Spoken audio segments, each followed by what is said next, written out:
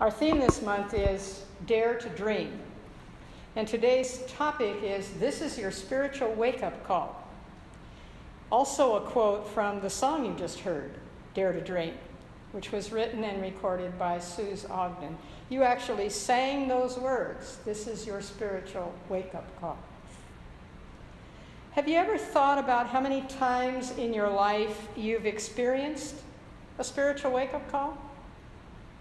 For most of us, there were probably a number of those before we were conscious that that's what it was. And yet, here you are this morning, a student of science of mind, studying metaphysics, practicing affirmative prayer, which you heard referred to as spiritual mind treatment. They are one and the same.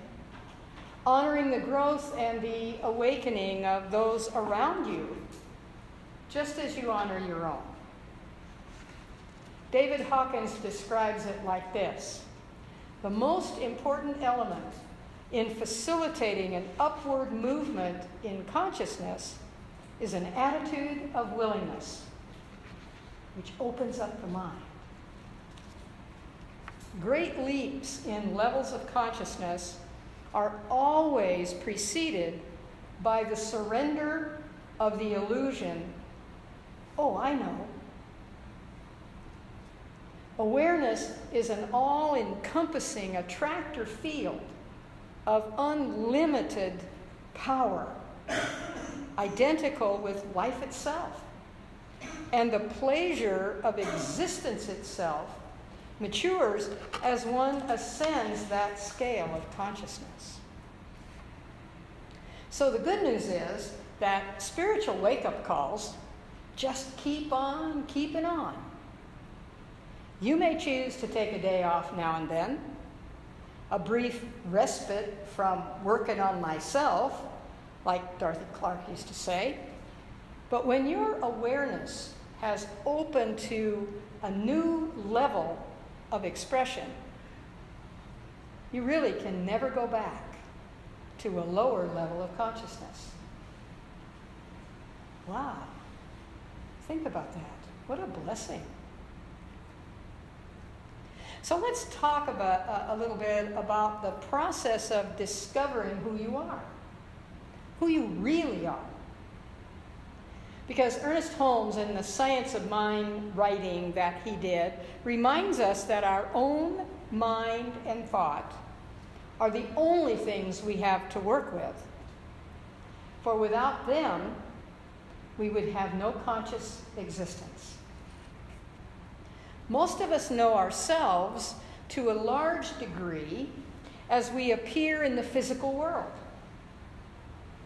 Our call is to come to understand our real self, that unseen cause that brought us forth.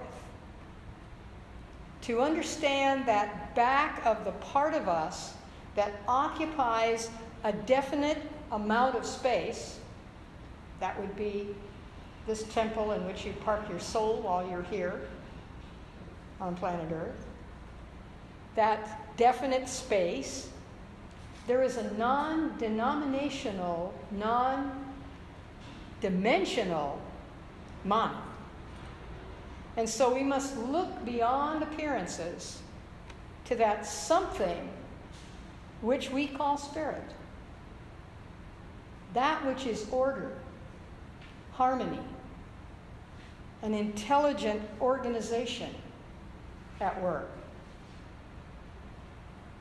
It's not that this is not also in the end result we call body. It's that it's also there, and it's there by means of our directed mind. Cause and effect, thought into form. And Holmes says happily that once we begin this search, we will never be satisfied until we have proved our discovery by creating a whole new world of experience for ourselves.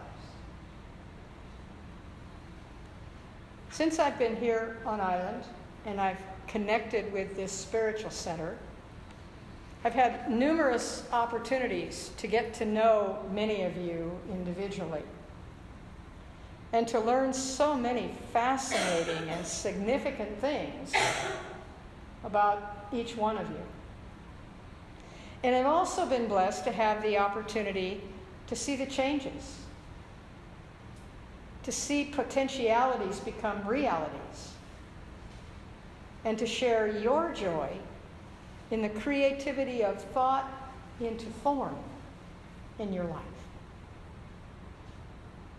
The word discovery, though, is defined as learning something for the first time. I thought about that, and I decided I liked the word revealing better as a description of what's unfolding in our lives. Because deep in every heart and mind, the Creator is all. So deep within each one of us, those potentialities already exist. And their expression into reality, into the physical world, is simply by means of our directed thought. That's the spiritual, calling us to wake up and to reveal the truth of our being. And a part of waking up to our potential is to challenge every limitation. You heard that line in the song, too. You sang that. Who made up those limitations anyway? Certainly not you or me. We are God expressing. And to date, I haven't noticed any limitation on its creativity. Right now, I could refer to page 52 in the Science of Mind text. For those of you who have read the Science of Mind and who routinely get referred back to page 52, those are the ones who giggled a moment ago. But you're so used to that I've chosen something else, which might sound similar, familiar.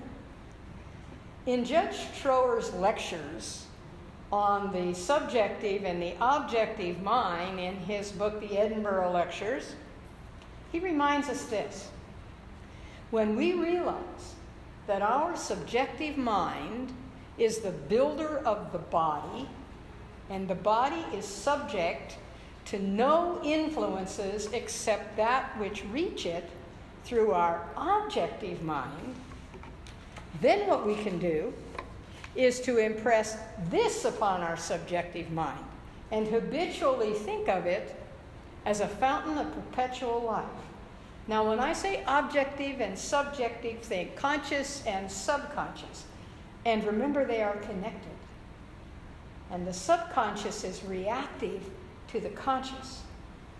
So what you put in there, either from your own individual consciousness or from the collective consciousness, which is all around us, is what constitutes what that subjective mind, that subconscious mind, comes to believe. But the good news is that anything you can put in, you can take out. Anything that's in there that is impacting you in a negative way, or in a violent way, or in an unhappy way, you can change. You have the power to do that. Hence, once we fully grasp that, we discover that it's just as easy to externalize healthy conditions, prosperous conditions, loving conditions, creative conditions, as it is to externalize the other, the ordinary, the contrary. This is Trower's learned way of saying, challenge every limitation. Conquer fear and doubt. Put into your subconscious what your conscious mind chooses for your highest and best. Now, I'm using the word conquer in this particular discussion in this regard. I'm using the word conquer to mean successfully overcoming, successfully surmounting, successfully mastering. So, overcoming what? Conditions, whatever those are, that hamper us, that keep us from healing, that keep us from growing and expressing our talents, that keep us from enjoying the beauty of life. Surmounting what? Embedded ideas that cause us to fear in the present what only exists in our past, or even in somebody else's past. Mastering what? The doubt which causes us to think that precedence overcomes or dictates principle. Another way of saying that is whatever happened in the past is the only thing that can happen in the present, ever. And we know that that's a false belief. For example, just look at your microwave. Look at your convection oven. Look at your stovetop range, your hot water heater, and realize you no longer have to build a huge bonfire to cook your food or heat water to bathe. You see, that precedent does not supersede the principle that says what you can think about can come about. And out of the mind of humanity, as an expression of the creative power of the universe, have come these ideas. All these beliefs can be changed by any one of us by applying the principle, "It is done unto me." By acknowledging the principle that thought becomes form. And by making the conscious decision that I am a worthwhile person in every area of life. I am deserving, grateful, expectant, and thankful, mindful of the source that makes these things so. And if you need that list, it'll be on YouTube in a couple of weeks. You can go in and listen to it, make notes, speak with it, put it on your mirror, on the seat beside you in the car, so that every time you have to stop for any reason, you can read that. I am a worthwhile person in every area of life. Deserving, grateful, expectant, and thankful. Mindful of the source that makes these things so. And then, get to work. Be the cause to your own effect. Despite the fact that in 1956, the song "Standing on the Corner," watching all the world go by, and I edited that just a little bit to make it more inclusive, the world go by, was a hit. The truth is, in spite of that song, that when all we do is watch, nothing moves, except what is outside of us, not inside of us. And that's the difference between being cause to our own effect and being affected by outside causes. Let me say that one more time. That's the difference between being cause to our own effect and being affected by outside causes. What this calls forth to me is to walk in the faith of my own worthiness, which is based on the source of my creation. What this calls forth to me is to recognize that I am a work in progress. And though standing on the corner, watching, is the prelude to my own discoveries and decisions, it's not the action that moves me forward. So let's talk about walking in faith, because there are variants within that statement as well. In fact, go to the dictionary on that one and watch the world go by. Hence, I'm going to begin with Dr. Holmes' definition in the glossary of the Science of Mind text for the word faith. He says faith is a mental attitude. It's so inwardly embodied that the mind can no longer deny it. Faith is complete when it is both a conscious and a subconscious acceptance. That's why we do the work, to put into our subconscious that which at the conscious level we recognize is in for our highest and best good. And that anything in our subconscious from the past that no longer serves that is dissipated from the lack of attention we forever give it. So faith may be consciously generated.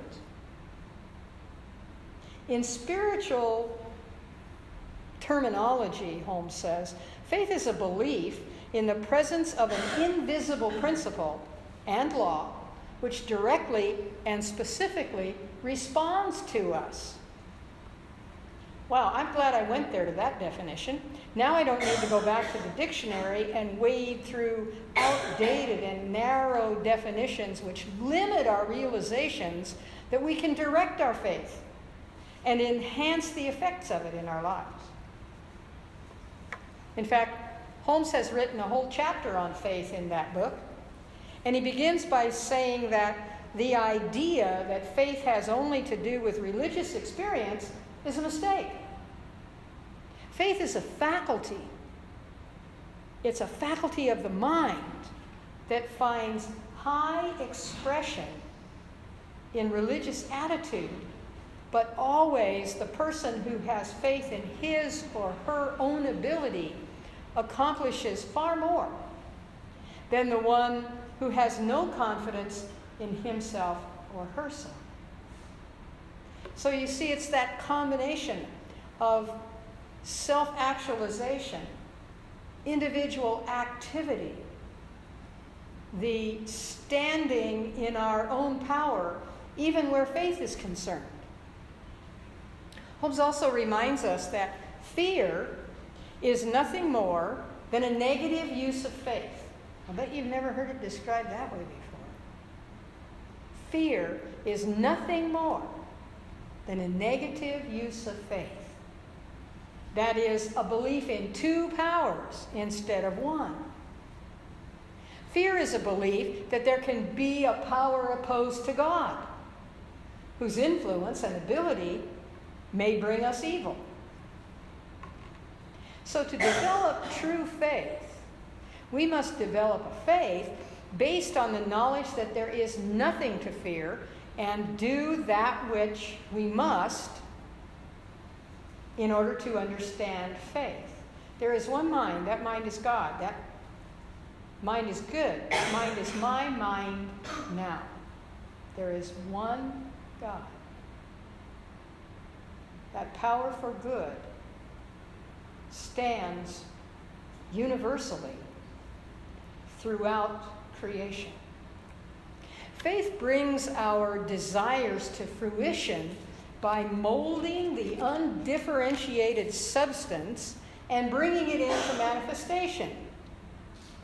And when we are clear on what is desired in our own lives, and we put that forth, as we talked about earlier in Standing in the Light, in the form of a clear intention, in the form of a spiritual practice which supports that clear intention, and then we are mindful of the demonstration as it unfolds,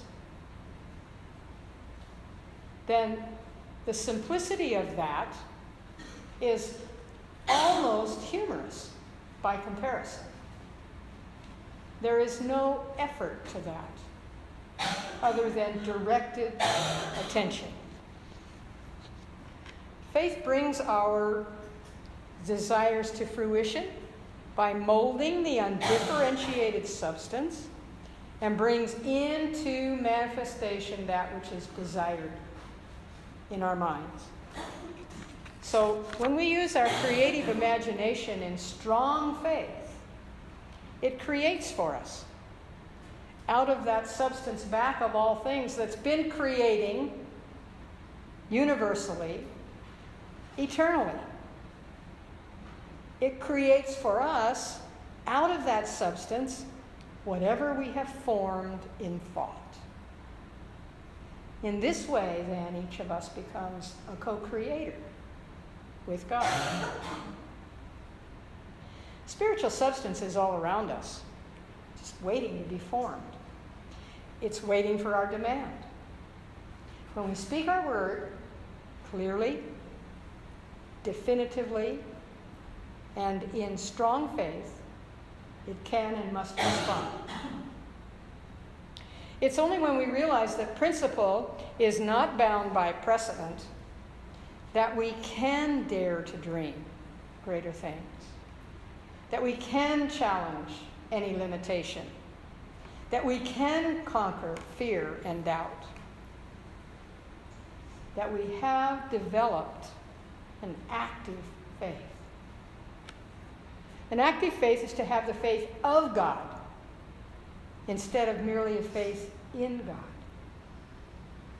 And if that sounds strange to you, read the chapter on faith in the Science of Mind text. It's explained very clearly there. The faith of God rather than merely a faith in God. So this, my friends, is our spiritual wake-up call. When our thoughts are centered in universal mind, universal source, universal substance, then according to our conscious use of the law of mind, it works for us by working through us. And so it is. And so it is.